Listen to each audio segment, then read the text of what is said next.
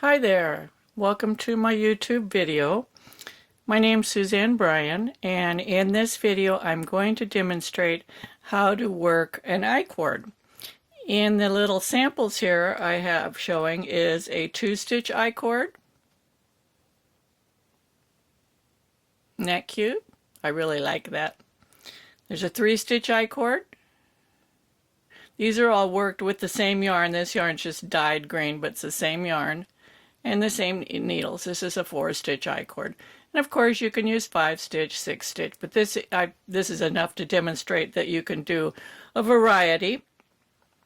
This is in conjunction with a series of longer videos that I've made, live stream videos on my other YouTube channel. That channel is called Suzanne Off the Cuff, and I'll link that live stream up in this corner, so you can just click on that if you want. I'll also put a link to it down in the description below this video. I'm currently doing a whole series of live streams on I-cord and the uses of it. For example, in that video I also show how to do an I-cord edging on your fabric.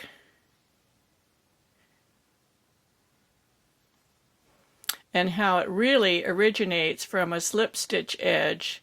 This is a single slip stitch at the edge. This is a 2-stitch I-cord, similar to this, and then a 3-stitch I-cord edging. So I show all about that, and I have a second tutorial here on this channel showing that as well. I'll also link that up here and below. In this video, I'm just going to show how to do the basic I-cord. So let's get right to it. Okay, I'm going to start with the standard long tail cast on, and for the sample that I'm going to demonstrate, I'm going to cast on 4 stitches, and I'm using a double pointed needle. In fact, I'm using 2 double pointed needles. So now you have your 4 stitches cast on. Here is the yarn tail from the long tail cast on. This is the working yarn. When you're doing an I-cord, the working yarn is always going to come from this end, from the left end of the row, and the working stitches, the right side, is always going to face you. You're never going to be working on the wrong side.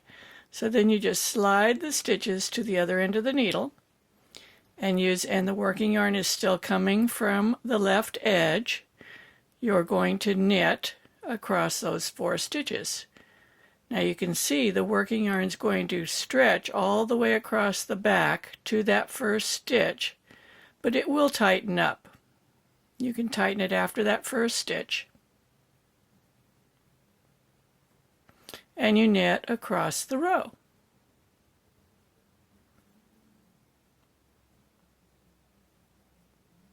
The working yarn's still to the left. Then you slide the stitches to the other end of the needle, and you repeat. The working yarn's to the left. You're looking at the right side of the stitches. You're never going to look at the wrong side, and you knit.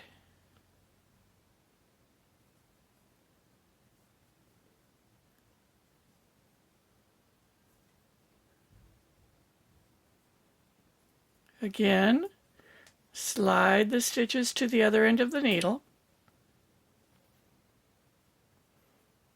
and knit. Now you can do this, as I said before, with a variety of number of stitches. In fact, you can do it with 2 stitches, 3, 4, 5, 6, whatever number. I would do a swatch first to make sure you like it. You're starting to see our little I-cord. Since we have 4 stitches, you're going to see 4 on this side, and on the wrong side you're going to see the other 2. Let's do another row, and then I'll show you how I really do it, because I don't really use double pointed needles, simply because I don't have double pointed needles in as many sizes as I do circular needles.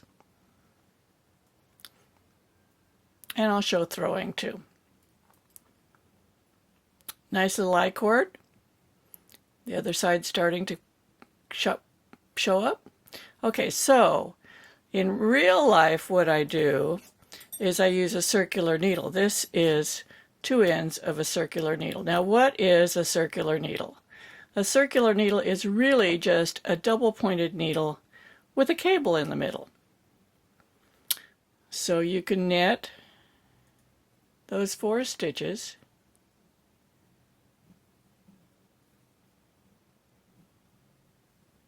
Now with the cable needle you have 2 choices. One, I'm done with that needle, you can slide them all to the other end if you want, just like with the double-pointed needle.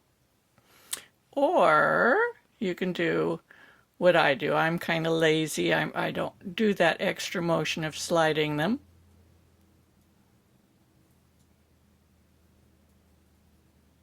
What I do is I just simply slip them back to the left needle and knit. You can do this with double-pointed needles too if you want. And this also allows you to use straight needles. So if you don't have double-pointed needles or circulars, you can still make an I-cord with straight needles. Now I'm going to show you how to do it throwing. Okay, I've said that a minute ago. Whoops. Just saying the word throwing and my stitches want to fly off the needle. I'm normally a continental knitter. Let's slide these back. See, in just a short amount of time we're getting quite a bit of I-cord going here. Now I'm going to throw.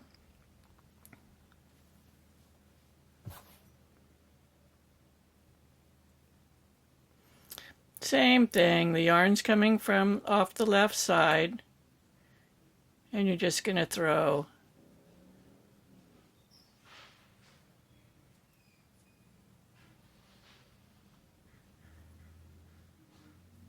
Oops.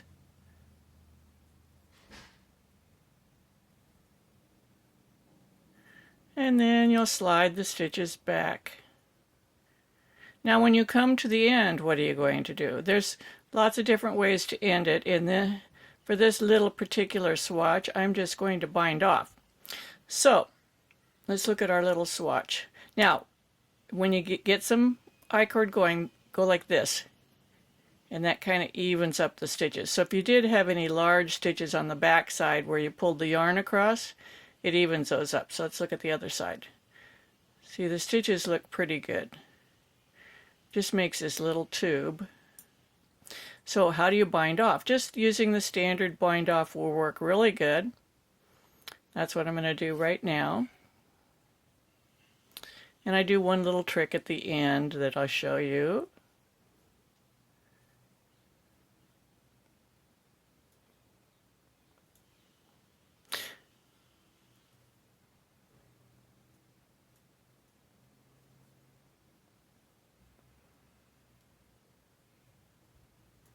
Oops, what happened there? I split my yarn.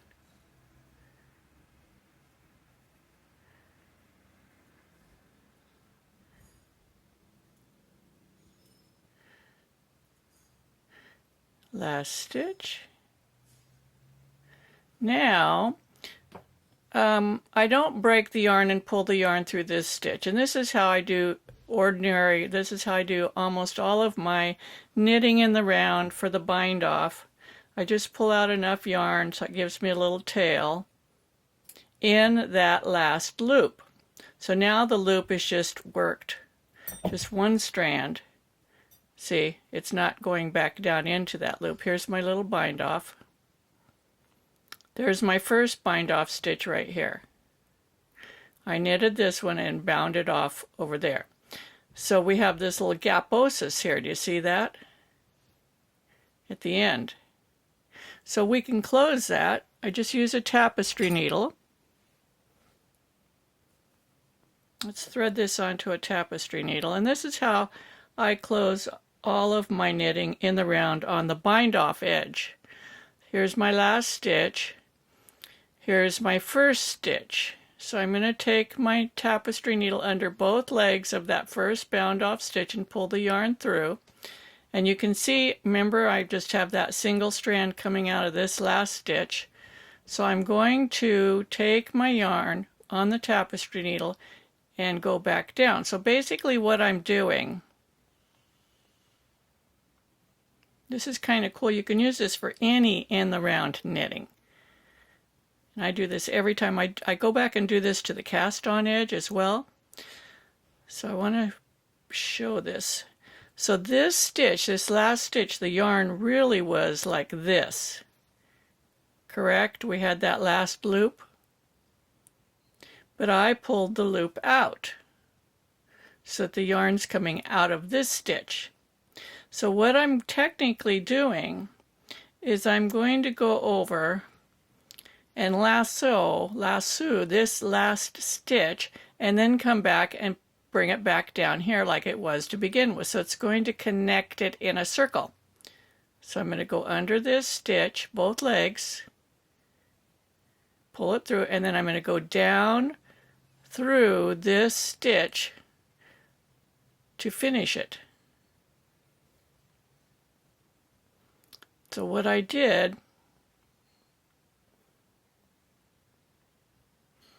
I went under both legs here,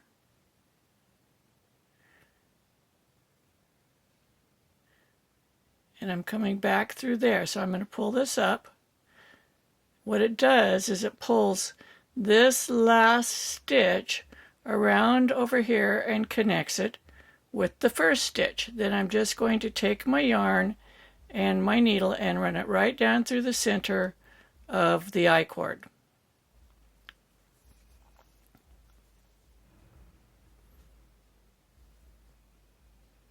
So it finishes off the end of the I-cord, a nice round finish at the end. It gives it a finished look. Okay? That's how I do that. Here is the little 2-stitch I-cord. Just show you how to do that. I really like this. You don't see many examples of a 2-stitch I-cord, but this is, and I think it's far less stretchy than a 3 or 4-stitch I-cord, so this might be better for something that's going to be pulled on. It's not as bulky. I think for making buttonholes, the I-cord buttonholes, this might look nicer.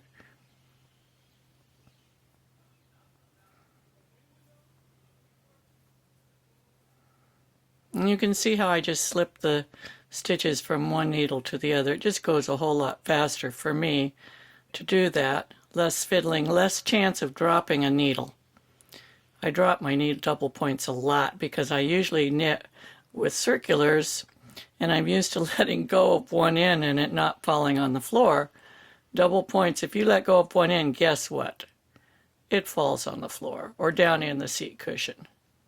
So you can see this is really, I really like the look of a 2-stitch I-cord. So thank you for watching this. I hope you got something out of it. Be sure to subscribe to my YouTube channel if you haven't already, and go on over and look at the other channel and follow those live streams. I think you'll really enjoy it. Thank you. Come on back and watch some more. Happy knitting.